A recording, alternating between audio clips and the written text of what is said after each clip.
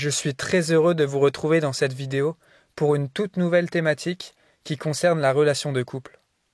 Alors avant de commencer, j'aimerais préciser que malgré le caractère quelque peu hétérocentré de l'analyse qui va suivre, les modèles présentés sont finalement tous adaptables à n'importe quel type de relation.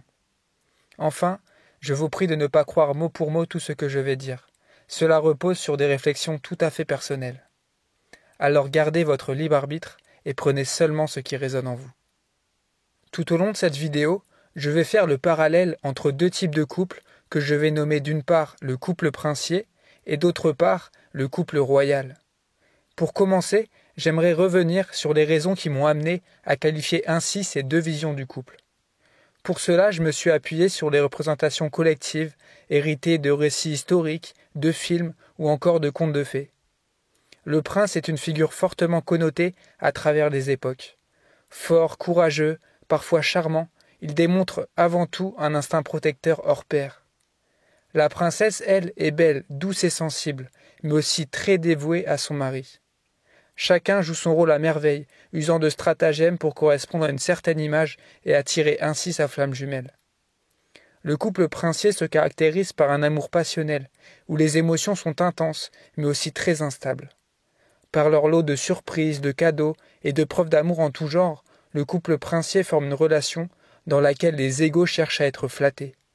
Le roi et la reine, eux, sont des figures d'autorité, démontrant une aura et un charisme naturel. Conscients de leur force, ils n'ont plus rien à prouver aux autres. Pleinement responsables de leur vie, la reine, tout comme le roi, existent avant tout pour et par eux-mêmes. Maintenant qu'on a dépeint le paysage, venons-en au vif du sujet et retournons dans la vraie vie. La principale différence entre le couple princier et le couple royal est que dans le premier, le partenaire est vu comme un complément de soi, alors que dans le second, l'autre est vu comme un supplément, indépendamment de sa propre individualité. De ce point de départ va découler un ensemble d'attitudes et de comportements qui vont interférer directement sur la relation au sein du couple. Chez le couple princier, le caractère complémentaire du couple induit un manque lorsque la relation n'est plus. Cette particularité entretient alors une forme de dépendance et d'attachement de l'un envers l'autre. De là peuvent apparaître des tensions liées à une certaine forme de jalousie et de possessivité. Il est par ailleurs courant d'observer que ce type de relation se construit sur un schéma de domination-soumission, chacun souhaitant imposer avec plus ou moins d'efficacité sa propre vision des choses au sein du couple. Chez le couple royal, le mot d'ordre est l'autonomie. La relation tend vers une transparence de l'ego, ce qui laisse place à plus d'empathie et de complicité. Chacun essaie de percevoir la réalité de l'autre, ce qui a pour conséquence de dissiper toute émergence d'un conflit. Pour le couple princier, le bonheur dépend de l'autre, alors que pour le couple royal, le bonheur dépend avant tout de soi. Parfois, il arrive aussi qu'un couple se retrouve dans une telle impasse que toute communication demeure quasi impossible. La flamme de la passion s'est éteinte, le sentiment d'amour n'existe plus qu'à travers des souvenirs de situations passées, et la relation ne perdure qu'à travers des habitudes et une routine quotidienne.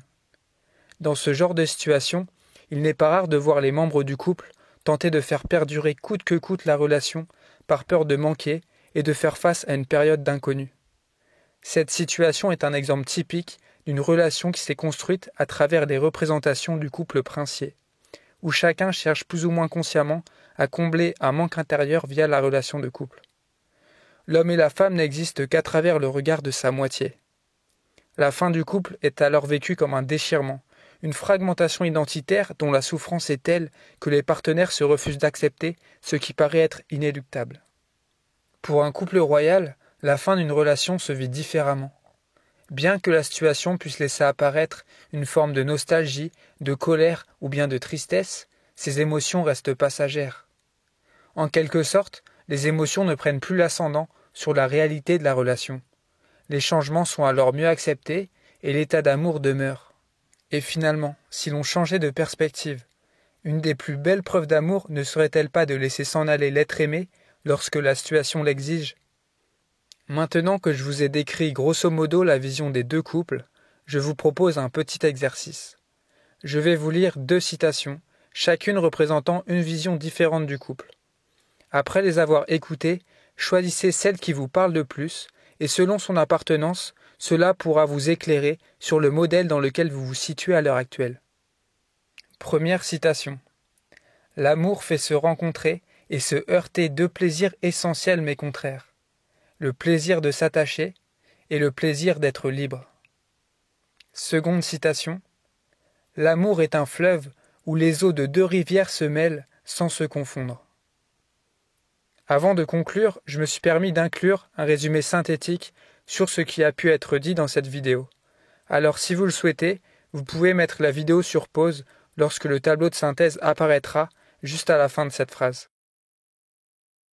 Et pour conclure mon propos, je dirais que le secret du couple épanoui survient à travers la capacité de chaque partenaire à pouvoir être heureux par soi-même.